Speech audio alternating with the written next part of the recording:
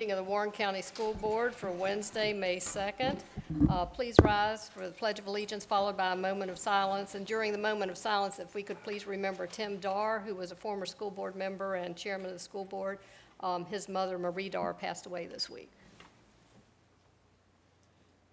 Allegiance to the flag of the United States of America and to the republic for which it stands, one nation, under God, indivisible, with liberty and justice for all.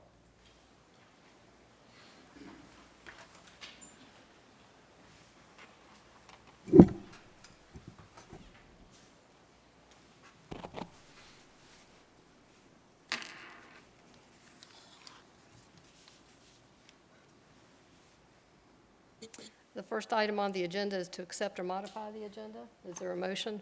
Madam Chair, I recommend that the agenda be approved as presented. Second.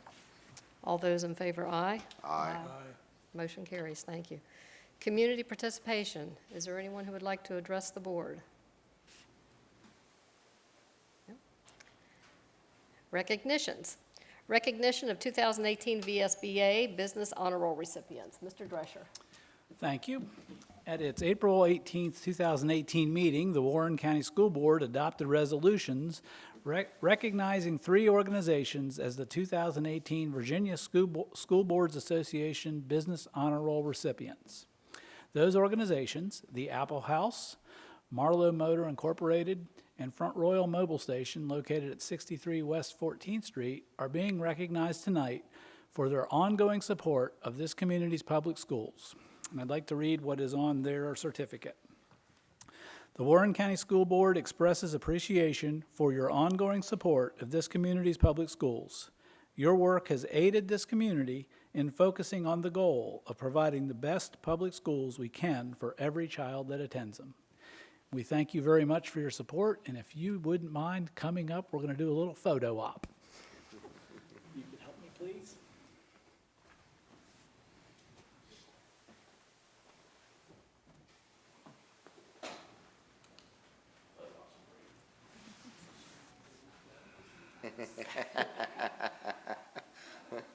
Put your best side forward, Kate.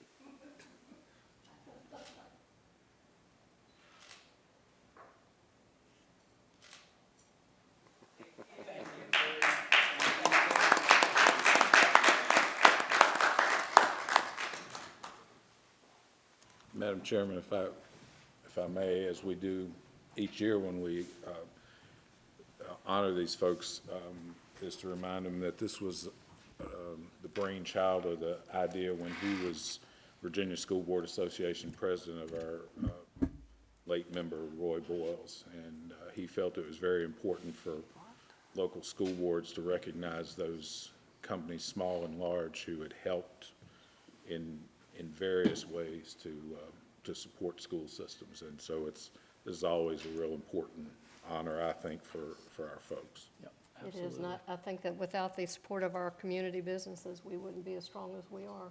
Absolutely. So, thank you. Consent agenda. Is there a motion for the consent agenda? Madam Chair, I make a motion we accept the consent agenda as written. Second. All those in favor, aye. Aye. Motion carries. Thank you. Action agenda. No, reports, I'm sorry. Instruction report. Ms. Rudisil. Mr. Fox is going to step in for yeah. Mrs. Rudisil this evening. The two of us do this from time to time. Good evening, everyone. Good evening. The Virginia Board of Education is revising its accreditation standards to provide a more comprehensive view of school quality while encouraging continuous improvement for all schools and placing increased emphasis on closing achievement gaps. School accreditation ratings for the 2018-19 school year will be the first to reflect this new approach to accountability. Denise Walton, our testing instructional specialist, has already given this presentation for principals, assistant principals, and several members of leadership, and we found that every time we watch this, we learn something new. So it's a very informative presentation. At this time, I'd ask Mrs. Walton to come up.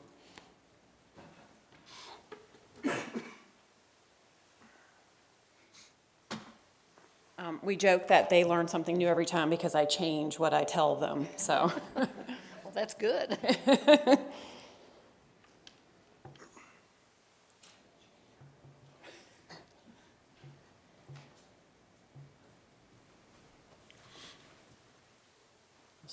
end with questions. Okay, I like to start out by saying that I did take these from the Virginia Department of Education. They were provided to me during a conference back in February. So I am here to talk about the new accountability reform and what it's going to look like. There are going to be 9 indicators, and they are grouped by 4 different categories. The first category you see there is achievement, and that is the biggest one. It has 5 different indicators in it. There's also categories of graduation and school progress, student engagement, and college and career readiness.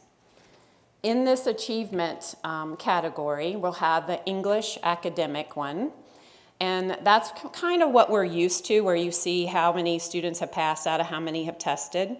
But they're adding also student growth in reading. So for our students in grades 3 through 8, they can, if they fail the SOL test, they can actually show growth from the previous year, and that will be included in our pass rate. And then for our English learners, we can also show progress with them if they also failed the SOL test, but have shown progress on, they take a yearly test called the Access for Ls. If they show progress on that, we can also count that in our pass rate. Then there's the same thing for math, except the math does not include the English learner progress. It only counts for reading. Science is like it's always been. Okay, it'll just be how many pass out of how many are tested. You'll notice history is not there. History will not be included anymore, mainly because we are moving towards PBAs, the performance-based assessments. Then this kind of looks like the English academic achievement gap. That's where you'll have your subgroups or your reporting groups, which are Asian, Black, disadvantaged, the EL, which is English learners, Hispanic, special ed, and white. And you'll have that for English and for math. Also want to point out that English includes reading tests and then writing tests in grade 8 and grade 11. The other 3 categories, the high schools will only have the graduation school progress indicators, which will have the graduation and completion index and then the dropout rate. All schools will have student engagement, and they've chosen chronic absenteeism to represent that. And then high schools will also have the college and career readiness indicator, and those include students that are taking AP courses or doing credentialing for CTE, work-based learning. I like this visual. If you look over to the right, and we have those people, let's say we had 10 students taking a reading assessment, and out of those 10 students, if 6 of them passed, which they're in the green there, typically that would be a 60%. Under this new system, the 4 failures on the right, if one of them had growth from last year's test, they slide over into the pass. And then we still have 3 remaining. One of those is an English learner who had growth on their access that I told you about on their access test. They slide over into a pass, and that pass rate actually becomes an 80% now. Okay, so I talked about growth, and like I said, they're just comparing a student's test score from the previous year to this year, and it's only in math and reading, and it's only in grades 3 through 8. Right? We're used to seeing performance levels of pass advanced, pass proficient, fail basic, and fail below basic. To get a more granular measurement for your progress, they've actually taken those 4 performance levels, divided them in half. So now we have 8 subgroups of that. I don't get, sorry. So we'll have like low below basic and high below basic. So this is how they determine if a student has had growth. So let's say we have a 4th grade student, if you look across the 4th grade. And this year, they got a 303. You'll see they're in the low basic. Last year, if they scored, even though they scored a higher score, like 309 in the 3rd grade, they will have made progress because they have moved up a sublevel. They have gone from high below basic to low basic. I'm going to let that just sink in for a second. It's so confusing. But that's how you show growth. So it could just be 1 point. Mm-hmm. Well, it could be, did I have a laser? I don't have it, do I? I do. Okay, so if they scored in this range in the 3rd grade, and then they scored in this range in the 4th grade, they have shown growth because they've moved up a level. But what I want to point out is in the 3rd grade, they could have a 309. In the 4th grade, they could have a 303, and even though the 303 is less, they still have shown growth according to the table. Does that make sense now? Sort of, kind of? It makes sense. And then this is what, this is what it looks like for math. It's the same concept. The Algebra 1 is added on this, even though I said it's for grades 3 through 8, but we have 8th graders taking Algebra 1. And then this is what it looks like for our English learners who take the Access for L test. This is how much they need to move up to show growth. So if I have a 2nd grader right now who scored in, if I have a 2nd grader right now who scored here last year, they would need to increase their score by 1.0 to show growth.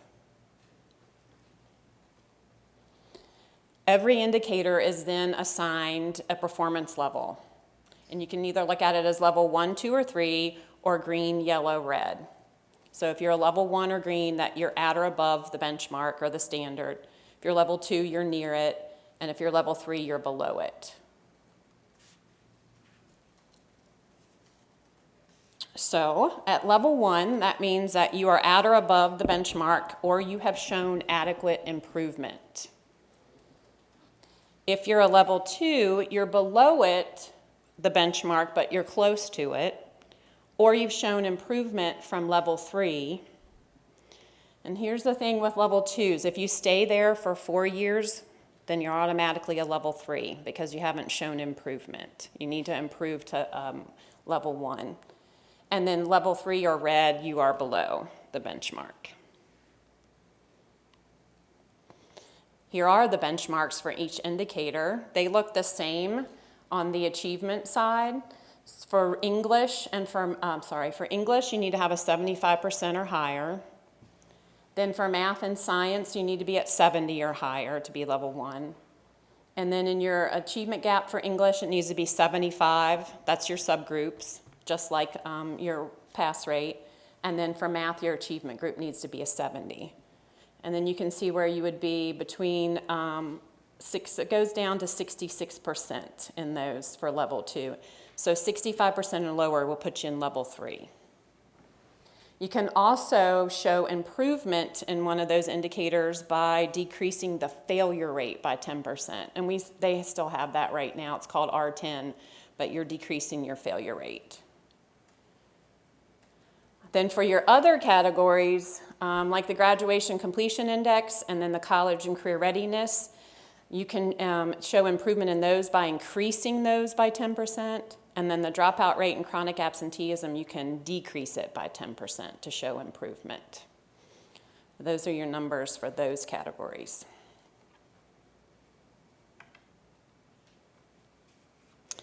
Okay. Actions based on your levels of performance. So if you have something in the green or level 1, you just continue to monitor it. If something is yellow, you're near it, okay, or level 2, you will need to do a comprehensive needs assessment that the state will provide to you, and then develop and implement a school improvement plan. If all of a school's indicators are yellow, level 2, then you need to do go through an academic review. If you have something in level 3 or red, you have to do a corrective action plan with the department, go through a review with the department, and then tailor technical assistance and intervention from the department. And then there's only 3 accreditation statuses now.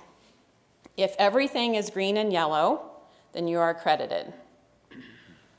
If you have 1 or more red indicators, then you're accredited with conditions. And the only way you would have accreditation denied is if you fail to adopt a corrective plan of action with fidelity.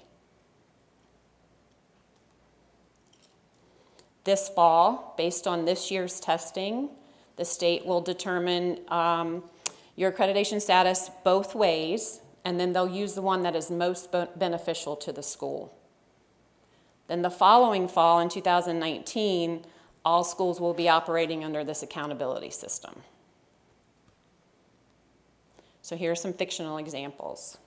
This is the first page of a report that all the schools will get. It's called the dashboard page, where you can just glance and see. So this elementary school has all level 1s and 2s, so they would be accredited. This high school actually has a level 3 thrown in there, and this doesn't have chronic absenteeism, and then that college and career readiness says not available. But since they have a level 3, they are accredited with conditions. Okay, and then that's where, according to level 2, they would do the comprehensive needs assessment, develop and implement their school improvement plan. But with their level 3, they would have to go through technical assistance with the department and review with department on that particular indicator. So back in February, the state did provide us with information based on this new accountability system, what our accreditation statuses would be at each of our schools. So I have the school, and then I have what they are now, and then what it would have been if we would have been using this new accountability system. And I did it again. The biggest change is right here. RESI right now is denied accreditation, and with the new system, they had all 1s and 2s, and they would have been accredited. Is this information on our website for parents or anybody in the community to see? I'm going to say no, but we can. Not yet? We're still in the process of rolling this out for us, quite honestly.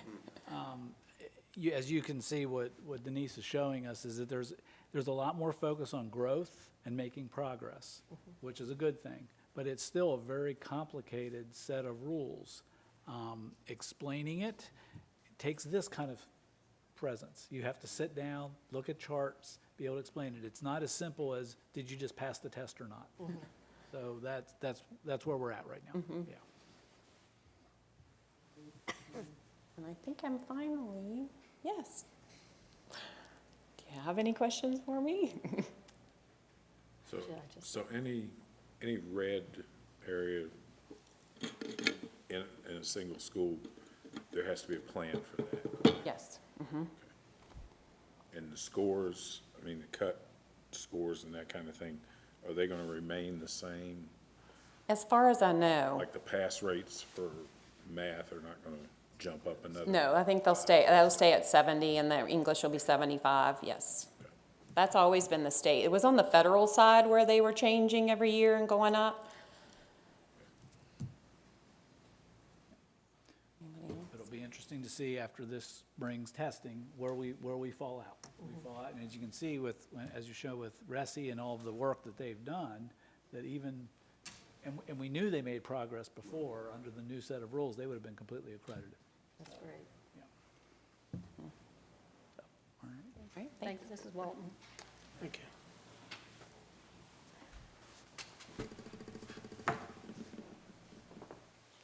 Mr. Fox, you didn't need to say anything else? You're good. Okay. Superintendent report. Just to clarify one point, SOLs are not going away. SOLs are not going away. Mr. Drescher. How they measure them, yeah. Thank you. Several items this evening. On school safety, I've been talking about that the last several months. The Board of Supervisors has approved funding to allow a school resource officer to be placed at every school full-time. Locked door buzzer systems are being installed at every school site that currently does not have the system. So by next fall, everything will be in place for locked door buzzer systems and SROs at every site. So we thank the Board of Supervisors, and we also thank the community for their support for this new safety level. So thank you. Just as an awareness thing, on Friday, this coming Friday, May 4th, we will be having a critical incident training that will occur at Warren County Middle School from 8 a.m. till 12 noon. This is a training for staff and the sheriff's office. Public will see a number of law enforcement vehicles at the school during this training, and they will not be able to enter the building all day. So just want to let folks know that. We will be sending out information regarding this training to all parents tomorrow. No students are involved in the training, And there will be Warren County Public School staff involved in the training from every school site. I think we have about 120 people signed up to participate. They're going to do a number of drills that will simulate some safety things, and then there'll be some debriefing afterwards where we'll find out what we've learned and how to do things better and keep people safe. So And Friday is a professional day. so Friday is a students will professional not even day, be yeah. around. So students are not, yeah, Friday is a professional day, thank you. Just, any questions on that, what we're doing there? Nope, okay. Chamber of Commerce Annual Dinner was held last week, and our very own Mike Hirsch was named the Education Contributor of the Year. So we congratulate Mr. Hirsch for receiving this honor. I know it was very exciting to see that happen, so very good. And, yay, good job. Today, we sent out the calendar survey. We sent it to staff yesterday. Students will also get opportunity to answer questions about the calendar. And it's going to all parents, and it's on our website for community to be able to do it. We put it on Facebook, and we'll be sending out an email and phone caller to everyone to let them know that it's available. So we're hoping to get a lot of feedback. I think we have gotten a lot already. It's kind of amazing how much feedback we've gotten on the calendar. So it's going to give us some great information about taking a look at extended year and where we stand on the desire to do that. So, and my final part of my report is just that graduation events for our high schools are on June 2nd, 8 a.m. at Skyline High School and 11 a.m. at Warren County High School. We've increased the time between the two events, so those of us needing or those that want to participate at both should not need to rush from one to the other. So it should be plenty of time to get from one to the other. It's one thing we learned last year. And last year and the year before, they were both started and finished within an hour. Yeah, about an hour, so we should be good. Shouldn't be a problem. So, and that is my report. Okay, thank you. School board reports. Mr. Williams? Just congratulations. Look, Mike's looking all around. Mr. Hirsch, Mr. Hirsch? Educator of the Year. To echo Mr. Drescher there on the way in, I got a text saying, please take this survey about the extended school year. It was kind of, you know, I had to laugh. I was going to talk about it, and then what a reminder as you're coming in. I see the schools, like all the little ones are talking about the SOLs, and believe it or not, they seem excited. Yeah. You know, I mean, it's like not dreading it, but I'm talking grade school children. So that's nice to see that they think it's a big deal, but they're not frustrated or worried, because that's what I always heard. People were worried about it. But I think our teachers have had the children come to the conclusion that it's just another test. It's not, you know, oh my gosh, if you don't pass, you know, Yeah. we'll get there. So it's nice to see that that happens. That's all I have. Thank you. Thank you. Mr. Rosen? Just a big thank you to everyone that's associated with our school system.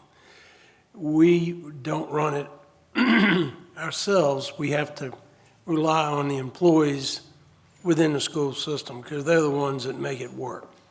And as a member of the board, I'd like to personally thank you and thank the system, thank Mr. Drescher and administrative staff for what I think has been a great year.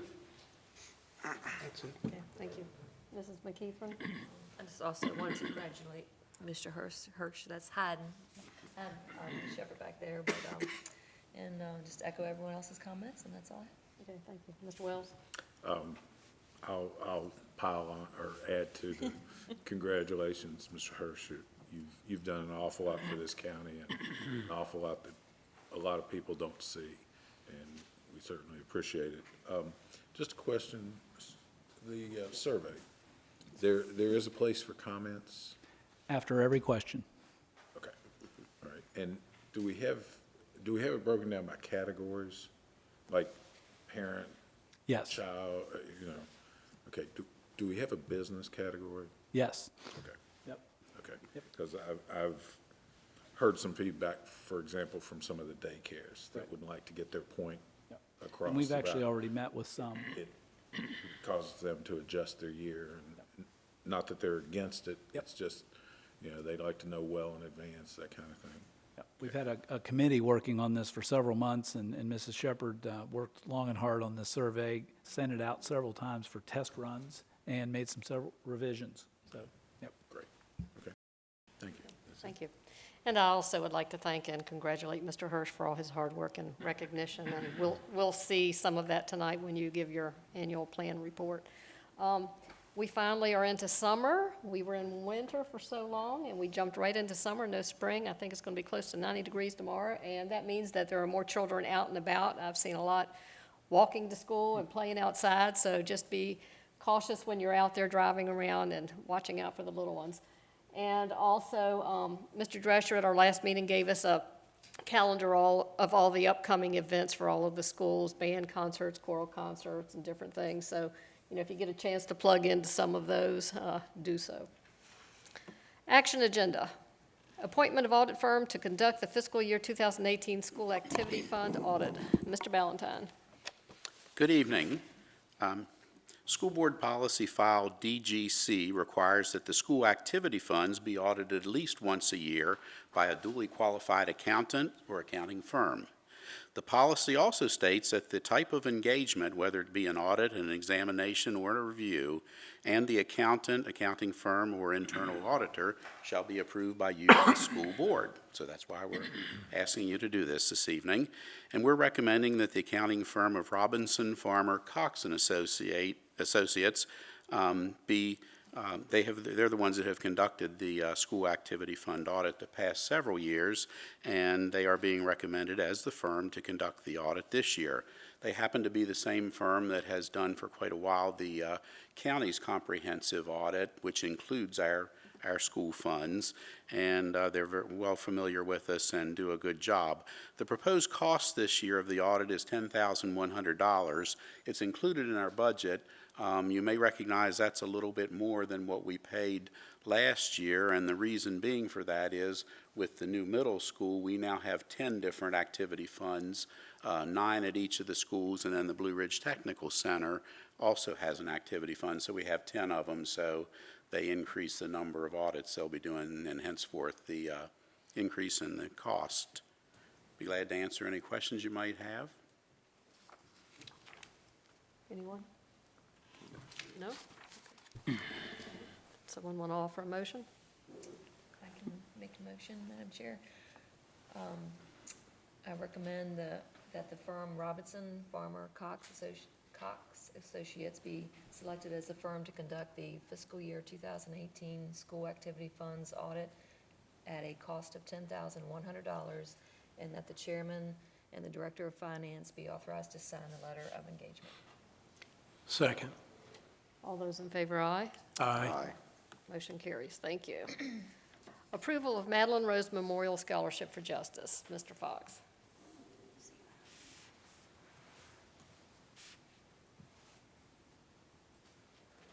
It is my pleasure to highlight the efforts of several community members that are offering new scholarships for Skyline and Warren County High Schools. The first scholarship is the Madeline Rose Memorial Scholarship for Justice. This is going to a Skyline High School senior who is pursuing a law enforcement degree. The Madeline Rose Memorial Scholarship is given by Leslie Matthews in honor of her granddaughter who passed away in an automobile accident. Was she a student at Skyline? She was not. She was infant in utero. Oh, okay. You want a motion? Sure. Madam Chair, I move that the Madeline Rose Memorial Scholarship for Justice be approved and accepted with gratitude. Second. All those in favor, aye. Aye. Motion carries. Thank you. The second scholarship is the Jerry L. Atkins Memorial Scholarship, and this will be offered to a Warren County High School senior. Jerry Atkins was a well-known and a very well-known midget league football coach in Warren County. He took great pride in coaching young children and giving back to his community through sport and recreation. In honor of Mr. Atkins, his family has created a $1,000 scholarship to provide to a Warren County High School graduating senior. Do we have a motion for that scholarship? Madam Chair, I'll make a motion I move that the Jerry L. Atkins Scholarship be approved and accepted with gratitude. Second. All those in favor, aye. Aye. Motion carries. And one more. Yes, one more. The third scholarship is will be a very familiar name, as Dr. Craig Zunka is already giving several scholarships, but he's offering yet another one. This is the Dr. Craig Zunka and Joe Ellen McNeil Scholarship Fund, offered to a Warren County High School and a Skyline High School senior. The Warren County High School and Skyline High School student is guaranteed $1,000 for this scholarship. So that's a scholarship for each of the schools. Yes. Yes. Okay. I'll make a motion, Madam Chair. I move that we accept the Craig Zunka and Joe Ellen McNeil scholarships with gratitude. Second. All those in favor, aye. Aye. Thank you. Thank you. It's wonderful that we get people in the community that are offering scholarships. The cost of higher education keeps going up, and it's a real burden to many families to come up with the money, and a lot of giving people. Continue to pour out Yeah. money in support of these seniors. It's really a wonderful thing. A lot of giving people, thank you. Approval of 2018-19 Local Career and Technical Education Perkins Plan. Oh, did I skip one? Oh, no, wait a minute. Okay, back up. Poor Mr. Hirsch, he's been up there ready to go. I'm sorry, I did that on purpose. I did not.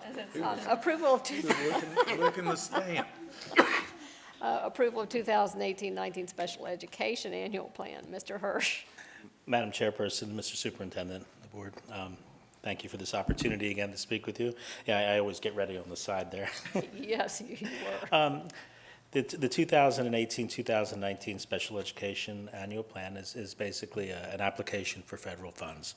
And it has four areas, one being assurance and certifications that the superintendent and the school board signed to make sure that we are implementing our special education funds in an appropriate way. The second part is an interagency jail agreement. The third part is a report on implementation of the 16-17 plan. That's because that's the last year we fully completed. We haven't fully completed the 17-18 school year yet. And the last part is the application for federal funds itself. So for part one, the insurances and certifications state that Warren County Public Schools is implementing the IDEA regulations and has developed policies and procedures. The annual plan and the local policies and procedures were available for public review and comment from March 19th through March the 30th, 2018, and it was advertised in a variety of newspapers, the Northern Virginia Daily on March 22nd and March 29th, as well as the Sentinel on the 22nd and the 29th of March as well. The plan was also reviewed by our Special Education Advisory Committee on April 16th, 2018, and fully supported. We have a current interagency jail agreement with RSW Jail. There's been no changes to that agreement. We do provide a full-time teacher as well as technology support as well as counseling services. We offer anger management and some substance abuse prevention counseling services in there for inmates 18 to 22 with disabilities.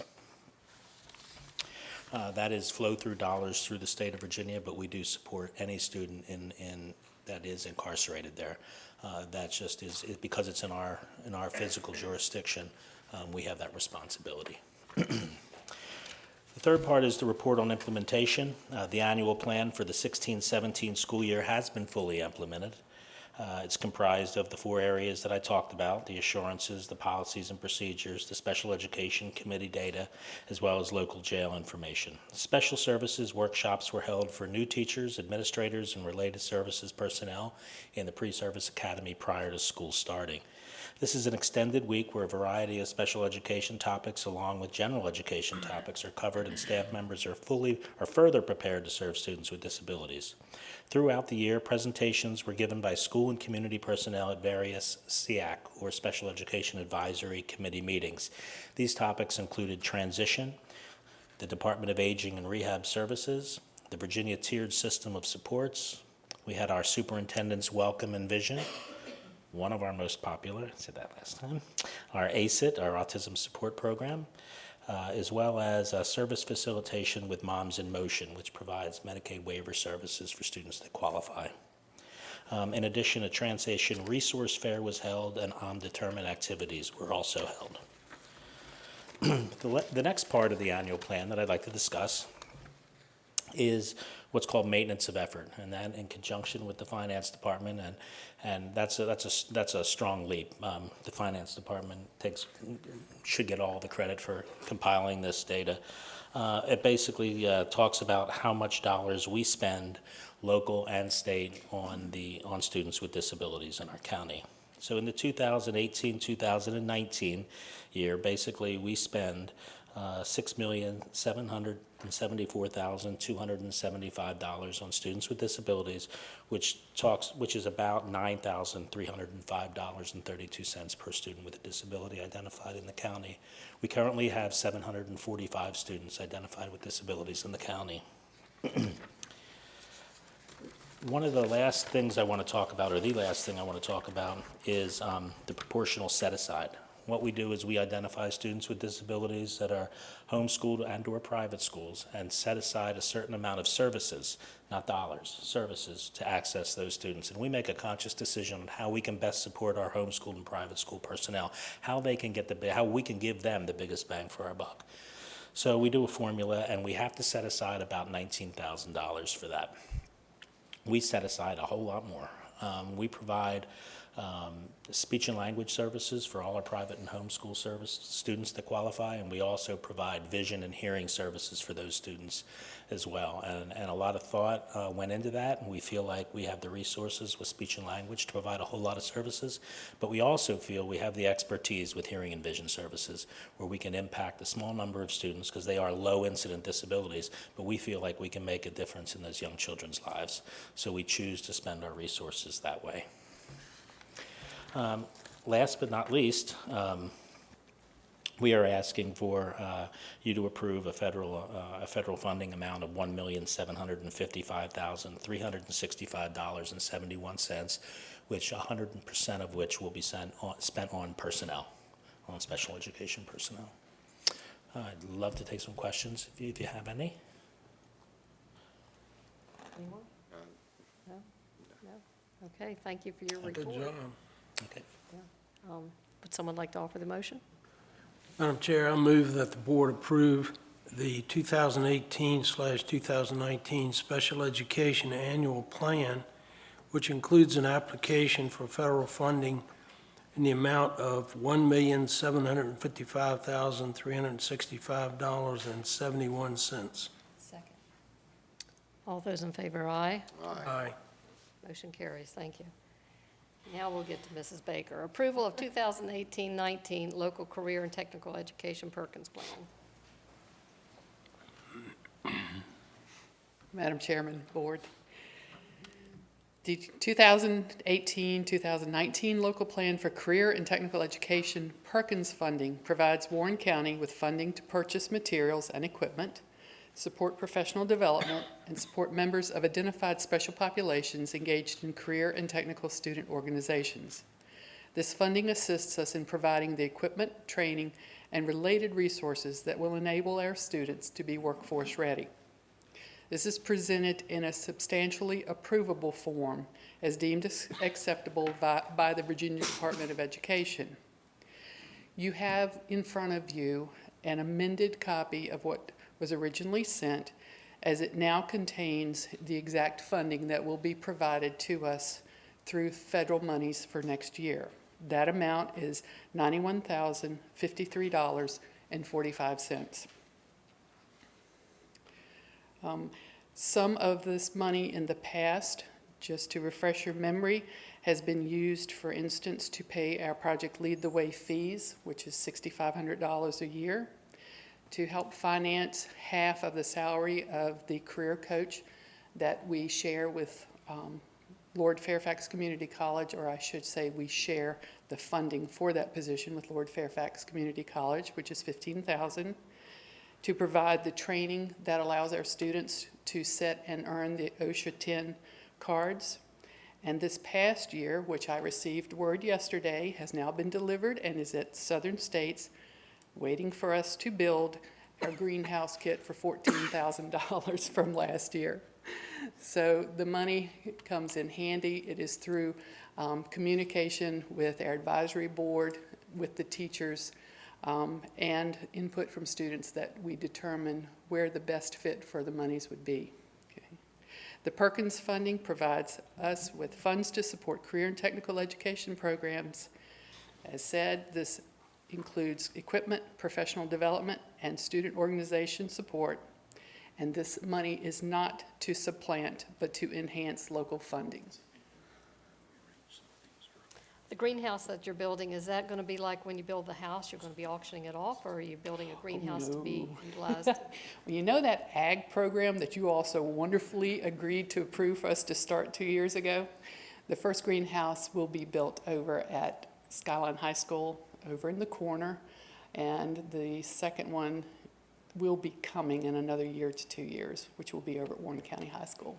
So yes, and right now the plans are already in progress that they will be selling poinsettias this coming Christmas in order to help finance the FFA conference for this coming June.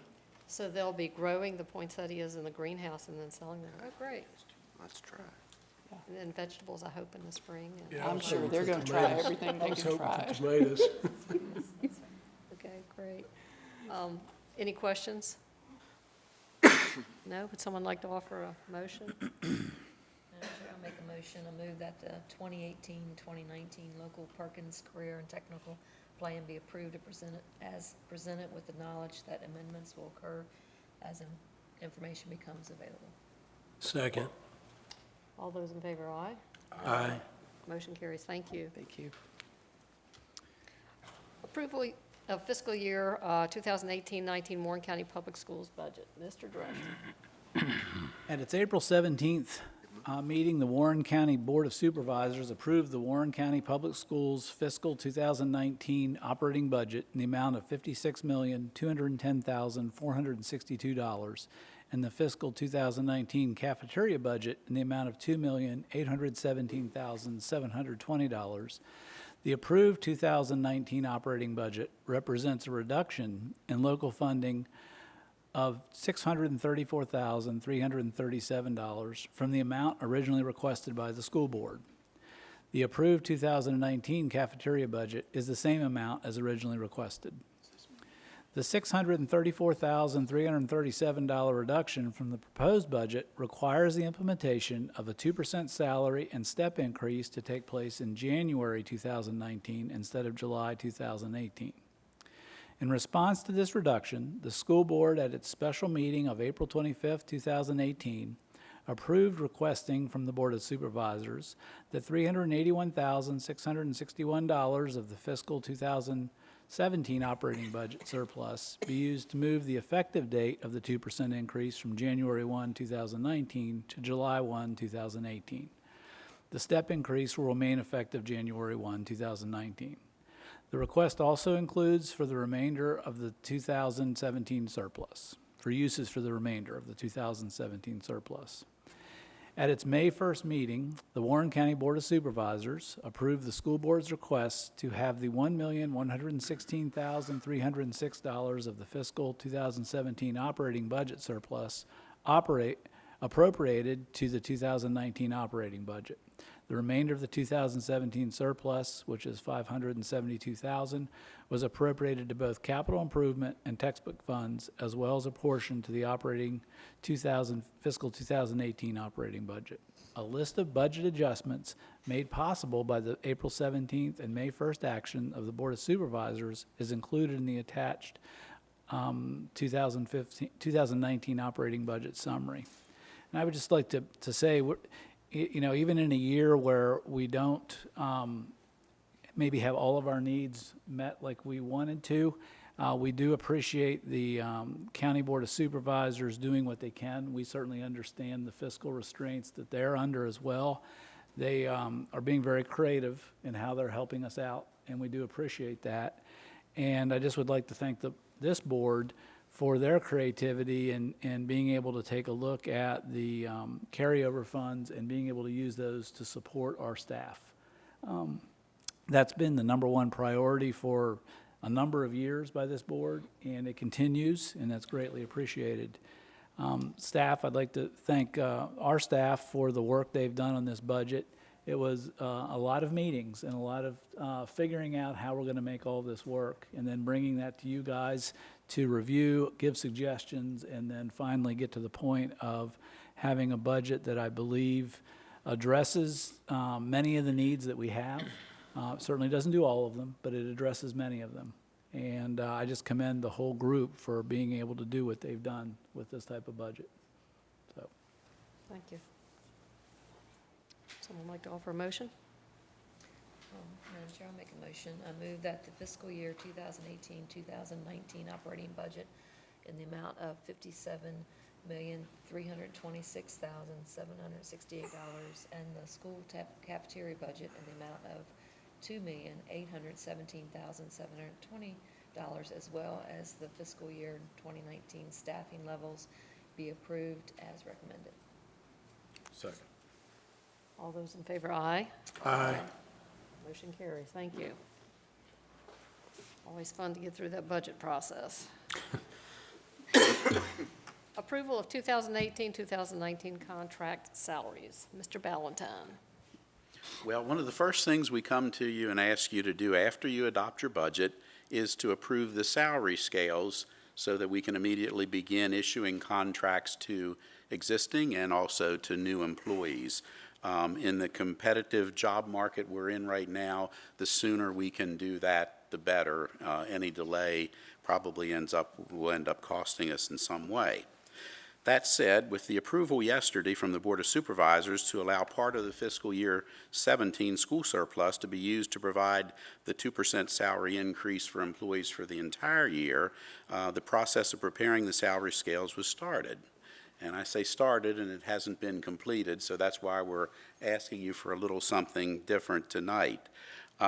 With the inclusion of the step increase for only part of the year, the task of creating these scales is much more complicated than in other years. But believe me, it's going to be worth it if we can start on that progression again of giving step increases. I think that's a big benefit to our employees, and it creates sort of a built-in retention bonus almost when people can look at the scale and see now if we can, a year from now, here's where I might be or whatever. So it's going to be well worth the effort of this year having to sort of tweak the scales, because what we've decided to do is instead of making the step increase, the full step effective in either January or February, and that's where it gets a little bit cloudy as far as how you would even do it, because we have different groups. 10-month employees are on one pay cycle, which starts in August and ends in July, and 12-month employees start in July and end in June, and so half a year for one group is different than another. We've decided to go ahead and just give half of the step increase for the entire year. At the end of the year, it'll come out the same dollars to the employees, same cost to the school board, but what it'll sort of do the first 6 months of the year, it'll front half of that, whatever that increase is going to be to them, and that'll help coincide too with when our health insurance goes up and things. So that's what we've decided to do, but it makes the scales, they're not going to be as compact and nice looking as they are in other years this year, but then next year when we go ahead and make the rest of that step effective, they'll come back into the way they look.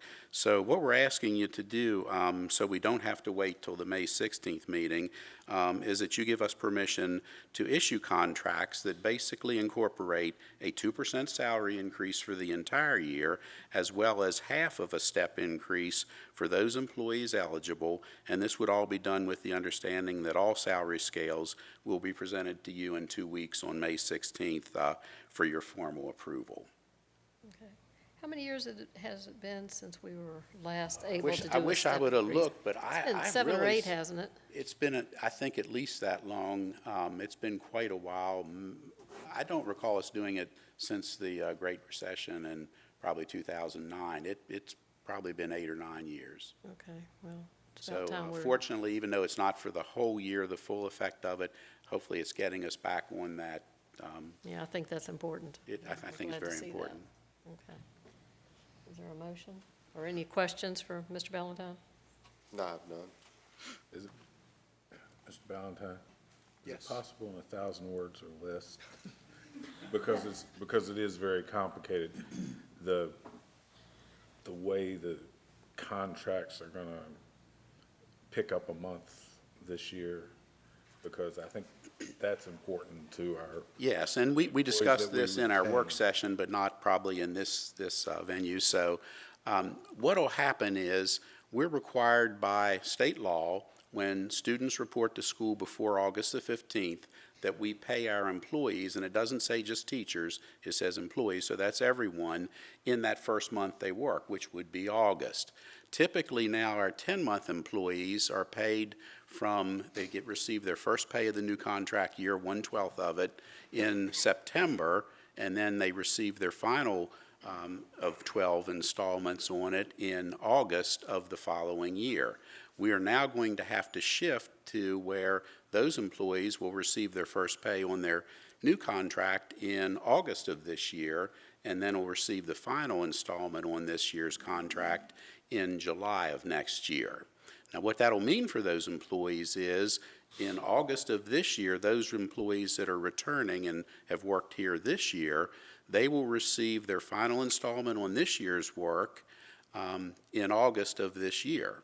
They will also receive their first installment of next year's contract in August, so they'll end up getting 2 paychecks in August, so that's good. Only one of those paychecks will we take out health insurance and those type of things, so that's even a little bit bigger of a windfall that they'll get from that. It's a one-time thing, but is, something we're required to do and are preparing to do.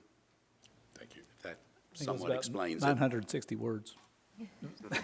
Yeah, I was getting close to my limit, wasn't I? It might have been I knew it didn't have a 9:51. picture, so that's why I asked for 1,000 Thanks for words. addressing that, yeah.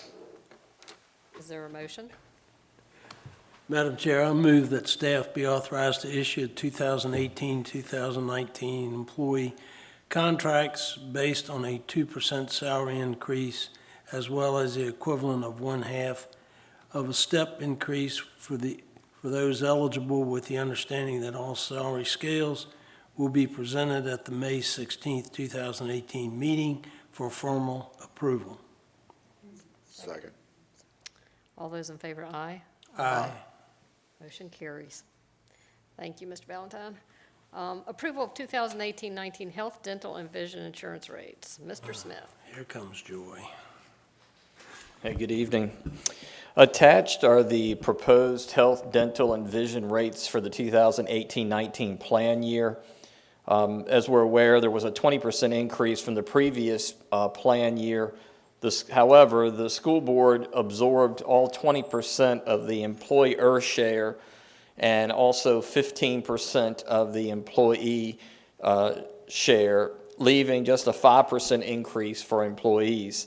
Eligible employees who enroll or re-enroll in the high deductible health plan during the division's open enrollment period will be eligible for an employer's paid contribution of $500 to their health savings account.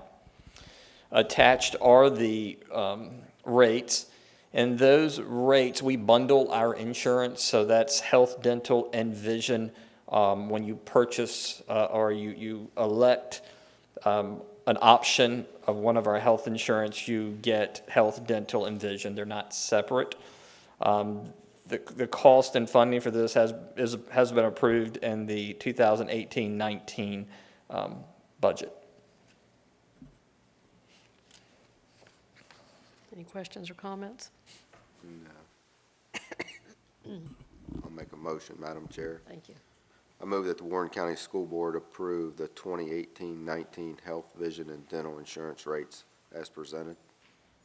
Second. All those in favor, aye. Aye. Motion carries. Thank you, Mr. Smith.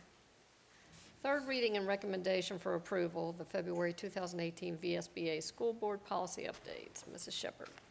Thank you. In February 2018, VSBA submitted 24 policies for consideration by the Warren County School Board. A chart showing the updated policies has been prepared by staff members, noting the proposed changes. An additional 6 policies are presented for review but have no recommended revisions. The presentation and first reading of the proposed changes was April the 4th. The second reading and discussion of the updates to the policies was April the 18th. This is the third reading and recommendation for approval of the changes. I'll be happy to try to answer any questions. I know we've had a month to look over everything. I don't know if anyone has any comments or questions. 2 months, yeah. Well, since first reading, it was last month, yeah.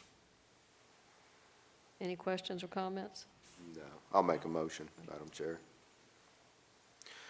I move the February 2018 VSBA policy updates be approved for inclusion in the Warren County Public Schools Policy Manual as recommended by staff. Second. All those in favor, aye. Aye. Motion carries. Approval of custodial services agreement renewal. Shepherd. Thank you. On January 1st, 2015, Warren County Public Schools entered into an agreement with GCA Education Services to provide custodial services for all Warren County Public Schools. Warren County Public Schools renewed the contract with GCA Education Services for the 2016-17 school year and the 2017-18 school year. The recommendation is to renew the contract with GCA Services again for the 2018-19 school year. GCA Services has agreed to keep the cost the same as the 2017-18 school year. The contract price for July 1st through June 30th, 2019 will be $1,959,502.80. The contract price shall be paid in 12 monthly installments of $163,291.90. Be happy to answer any questions. Any? No? Okay, motion? Madam Chair, I'll make a motion. I move approval be given for the superintendent to sign the amendment to the service agreement with GCA Education Services Incorporated, a ABM company, to extend custodial services from July 1st, 2018 through June 30th, 2019 in the amount of $1,959,502.80. Second. All those in favor, aye. Aye. Motion carries. Thank you. Thank you. Approval of paid school meal prices for 2018-19. Thank you. The Healthy, Hungry-Free Kids Act of 2010 requires school divisions participating in the National School Lunch Program to ensure sufficient funds are provided to account for meals served to students not eligible for free or reduced price meals. Schools charging less than $2.92 for paid lunches are required to adjust the full meal price to cover the difference. Or schools with a positive balance as of January 31st, 2018 are exempt from the requirements and do not have to increase paid lunch prices. Typically, we like to have our lunch prices approved the first part of April. This year, we received the guidance documents from Virginia Department of Education last Friday, April the 27th, so we're just now getting this before you. Warren County Public Schools' current lunch price for the elementary schools is $2 and $2.10 for middle and high school students. Based on the positive food services fund balance, we recommend keeping the paid lunch price the same for the 2018-19 school year. This will be the third year in which we have not increased paid lunch meal prices. Attached is a document which compares Warren County Public Schools' paid lunch prices with surrounding counties. Warren County Public Schools is third lowest of the surrounding school systems for elementary paid lunch prices and second lowest for middle and high school paid lunch prices. I'll be happy to try to answer any questions.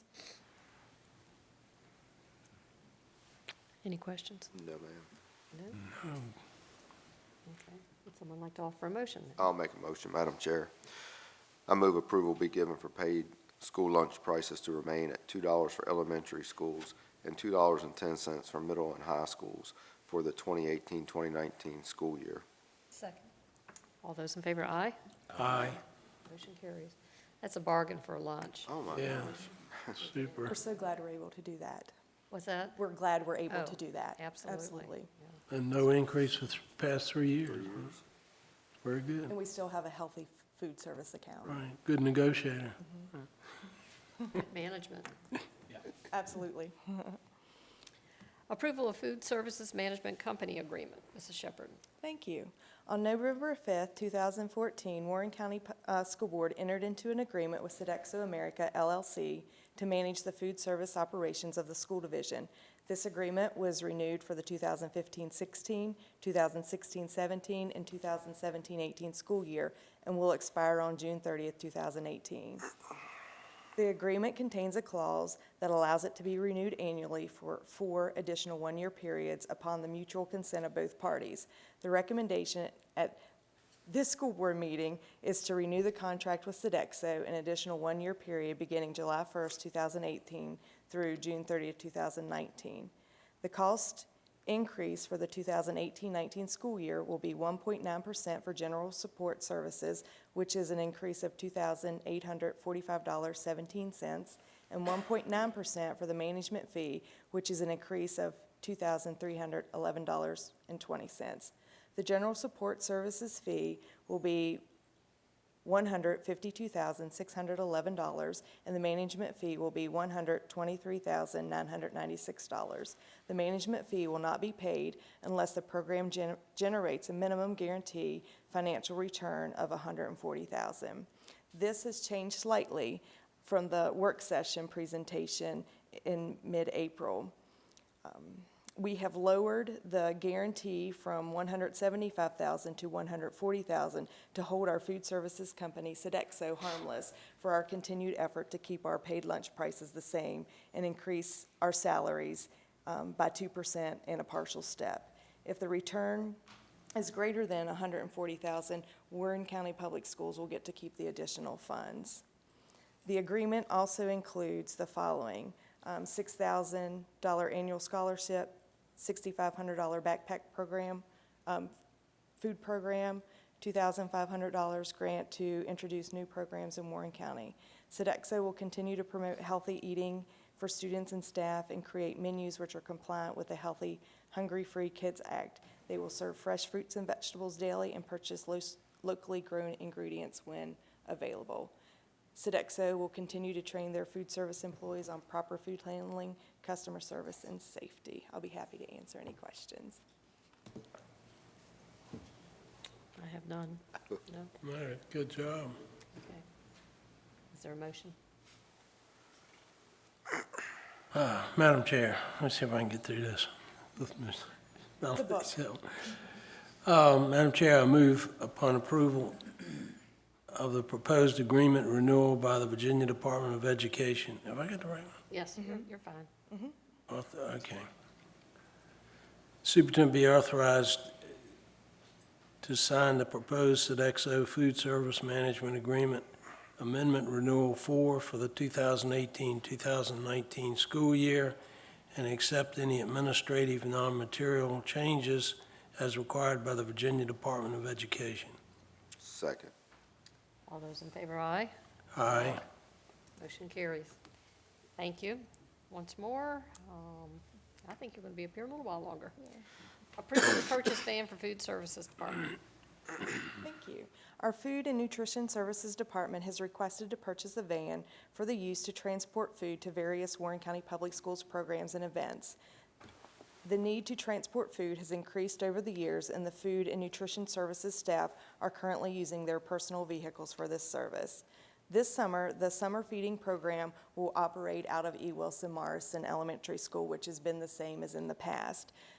This year, though, our Food and Nutrition Services program will also be taking this program on the road and provide lunches at 4 of the subsidized apartments here in Warren County. Anyone under the age of 18 can receive a lunch at E. Wilson Morrison or any one of these 4 other locations.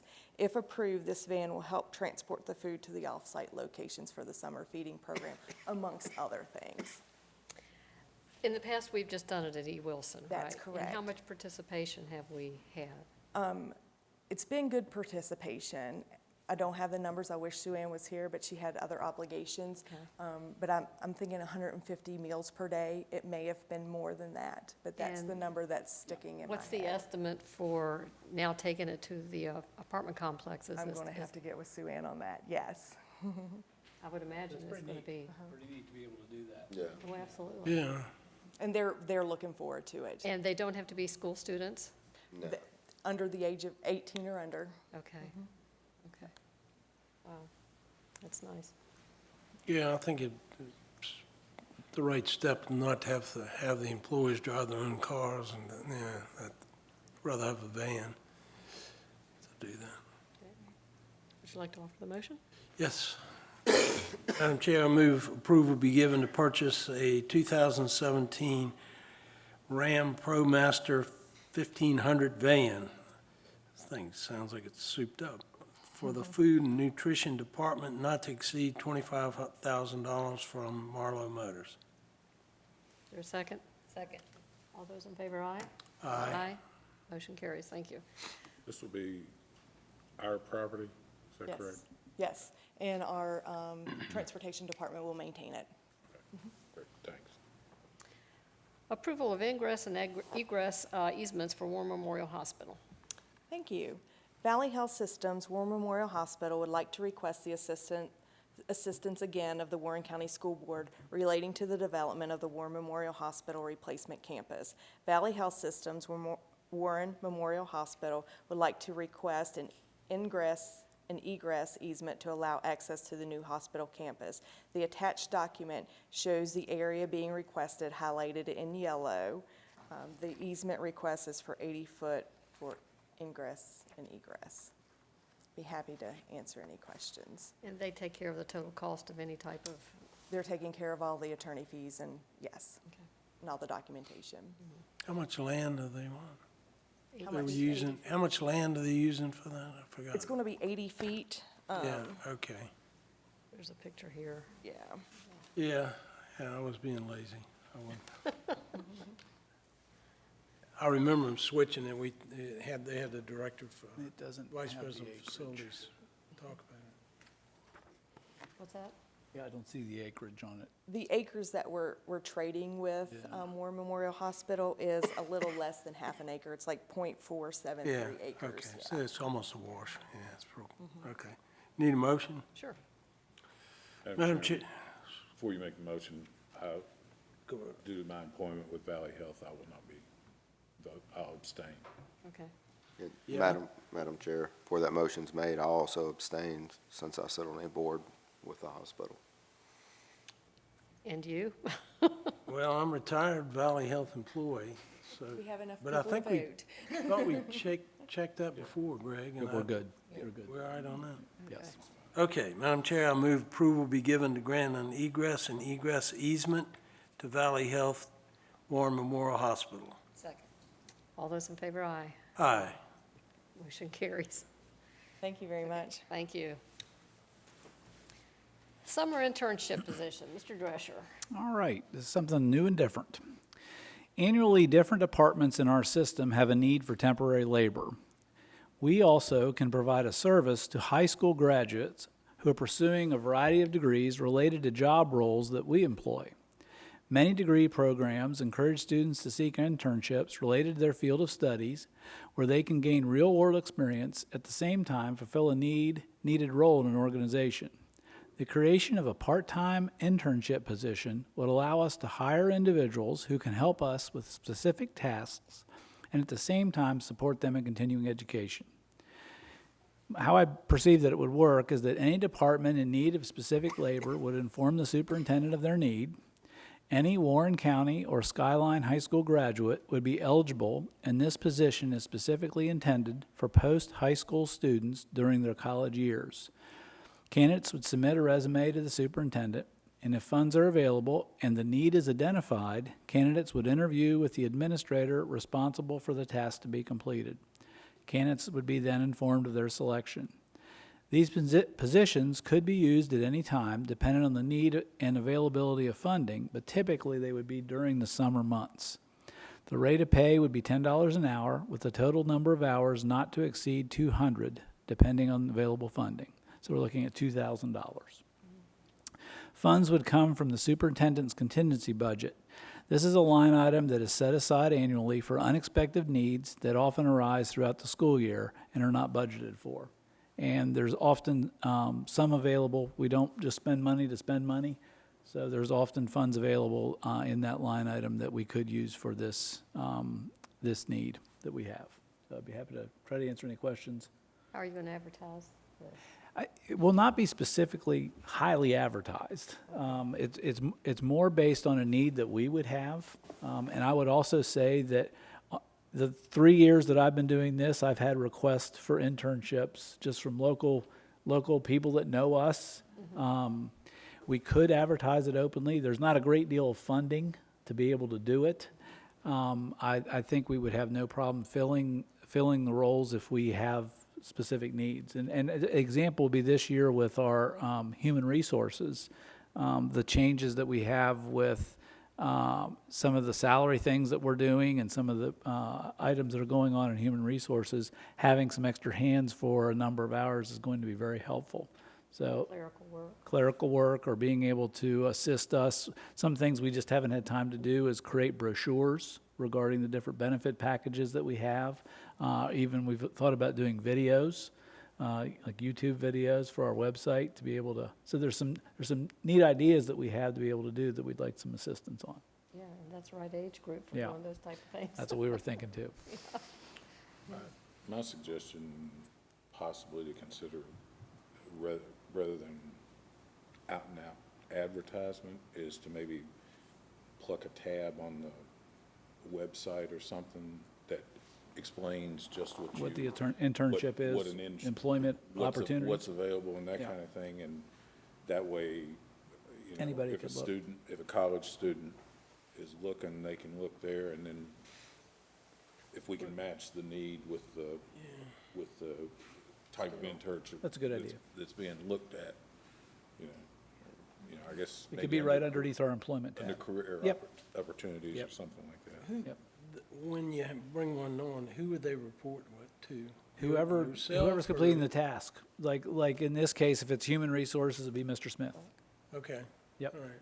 So, because If it'd be technology, I it'd know be you'll Mr. do Grant. it, but you wouldn't want some benefit back to the intern about how things work. You know, it's a little teaching once a week or whatever, because it's a good experience. I remember in graduate school, I was a Xerox copier for the Skill you used MCB your whole School life. of Healthcare Administration, but, you know, it was a learning process. Madam Chair, I move that the part-time internship position be created under the conditions described. Second. All those in favor, aye. Aye. Motion carries. School board governance norms and protocols. I'm happy to start this one. The Warren County School Board recently reviewed governance norms and protocols, and these are the items that assist individual board members and the board as a body in making decisions to benefit our students and community. And these are attached. It's something that we may not have done in this way before, but it's often the way we act. This is kind of putting it in writing for you all about this is how the board performs its duties, like we are doing tonight.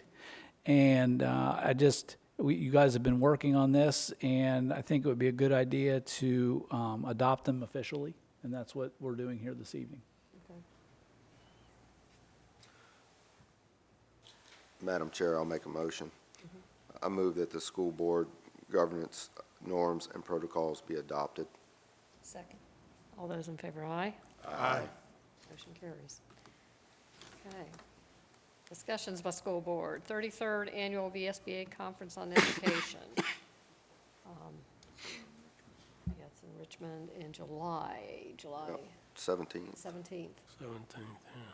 So, is anyone interested in attending? That's an eon away from me. That's too hard. 2 months. Well, consider it, look at the site, and if you are interested, let Mr. Ballantyne know, and he'll get that set up for you. Is there any further business? No, ma'am. No? Meeting adjourned.